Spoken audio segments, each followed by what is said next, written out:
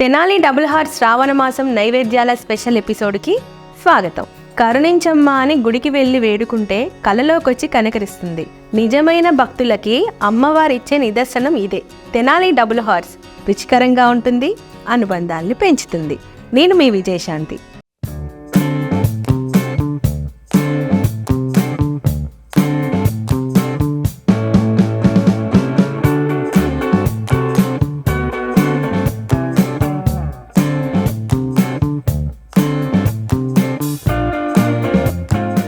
శ్రావణ మాసం నైవేద్యాలలో మరో ముఖ్యమైన నైవేద్యం కదంబం. మరి తెనాలి డబుల్ హార్స్ కందిపప్పు పెసరపప్పు కలిపి కదంబం తయారు చేద్దాం. మరి కదంబానికి కావాల్సిన ఇంగ్రీడియంట్స్ ఏంటో చూసేద్దాం. తెనాలి డబుల్ హార్స్ కందిపప్పు, తెనాలి డబుల్ హార్స్ పెసరపప్పు, బియ్యం, దోసకాయ ముక్కలు, గుమ్మడికాయ ముక్కలు, ముల్లంగి ముక్కలు, పచ్చి బఠానీ, చిలకడ దుంప ముక్కలు, మునక్కాయ ముక్కలు, వంకాయ ముక్కలు, గోరు చిక్కుడు ముక్కలు, కరివేపాకు, ఆవాలు, జీలకర్ర, పసుపు, ఉప్పు, కారం, చింతపండు పులుసు, బెల్లం, సాంబార్ పొడి, ఇంగువ, ఎండుమిర్చి, నెయ్యి. కావాల్సిన ఇంగ్రీడియంట్స్ చూసేసాం కదా, మరి ప్రాసెస్లోకి వెళ్ళిపోదాం. నేను ముందుగానే తెనాలి డబుల్ హార్స్ కందిపప్పు పెసరపప్పు బియ్యం కలిపి ఇలా రెడీ చేసుకున్నాను, ఉడకబెట్టేసుకున్నాను 3 విజిల్స్లో.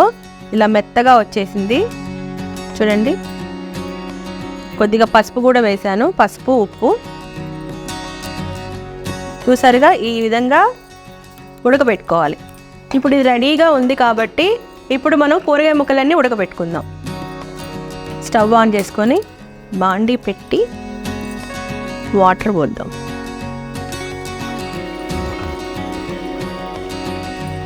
ఈ వాటర్ని కొంచెం హీట్ అయిన తర్వాత కూరగాయ ముక్కలన్నీ అందులో వేసేద్దాం. ఇప్పుడు ఇందులో వంకాయ ముక్కలు వేసుకుందాం.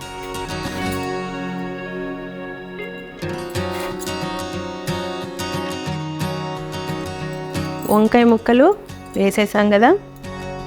మునక్కాయ ముక్కలు, దాని తర్వాత చిలకడ దుంప ముక్కలు, గోరు చిక్కుడుకాయ ముక్కలు, గుమ్మడికాయ ముక్కలు, దోసకాయ ముక్కలు, పచ్చి బఠానీ, ముల్లంగి ముక్కలు వేసేసుకొని ఉడకనిద్దాం. కూరగాయ ముక్కలు ఎలా ఉడకాలో అలానే ఉడికిద్దాము. అంటే దీంట్లో కొంచెం మెత్తగా అలా ఏం లేదు, మామూలుగా ఉడికితే సరిపోతుంది. ఒకసారి కూరగాయ ముక్కలు ఉడికాయో లేదో చూసేద్దాం.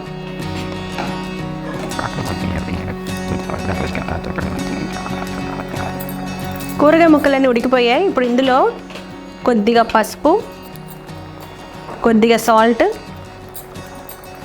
కొద్దిగా కారం, కొద్దిగా ఇందులో సాంబార్ పొడి కూడా వేసుకోవాలి. ఈ కూరగాయల ముక్కలకి చింతపండు గుజ్జు పట్టాలి కాబట్టి కొంచెం నిమ్మకాయ సైజ్ అంత చింతపండు గుజ్జు తీసి రెడీగా పెట్టుకున్నాను, ఇందులో పోసేస్తున్నాను.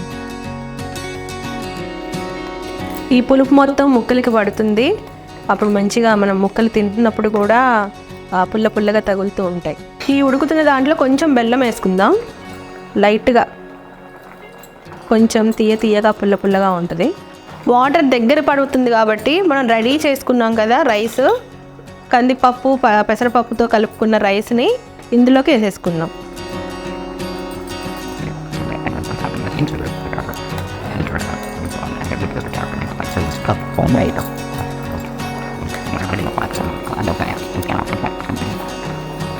చూసారా ఎంత కలర్ఫుల్గా ఉందో.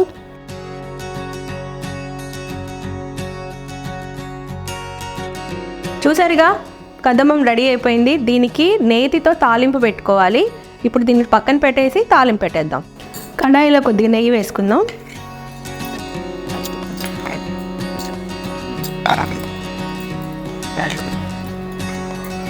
అమ్మవారికి నైవేద్యం నివేదించాలి అంటే నెయ్యినే వాడాలండి. ఇక్కడ నూనెను మాత్రం అస్సలు వాడకూడదు.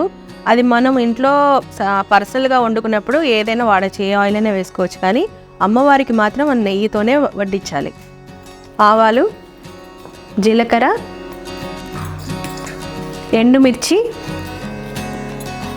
ఇప్పుడు కరివేపాకు వేసుకుందాం. నైవేద్యాల్లో అతి ముఖ్యమైనది ఇంకొకటి కూడా ఉందండి, ఇంగువ కూడా వేయాలి. అప్పుడే మంచి అరోమా వస్తుంది. తాలింపు రెడీ అయిపోయింది. పోపు దాంట్లో పెట్టేసుకుందాం.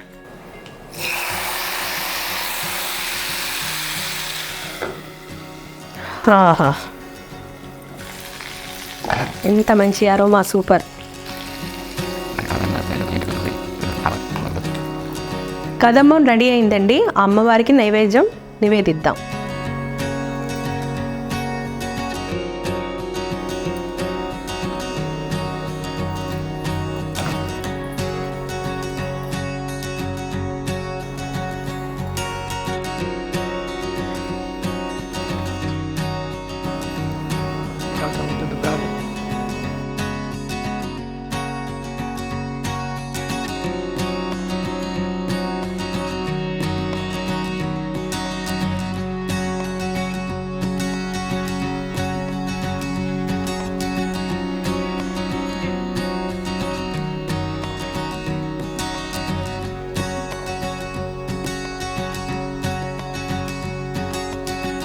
చూసారుగా, తెనాలి డబుల్ హార్స్ శ్రావణ మాసం నైవేద్యాల స్పెషల్ ఎపిసోడ్లో కదంబంని అమ్మవారికి నైవేద్యంగా నేను పెట్టాను. మీరు కూడా మీ ఇంట్లో తప్పకుండా ట్రై చేసి అమ్మవారికి నివేదించండి. అమ్మవారి ఆశీస్సుల్ని పొందండి. మరో నైవేద్యంతో మళ్ళీ మీ ముందుంటా. నేను మీ విజయశాంతి.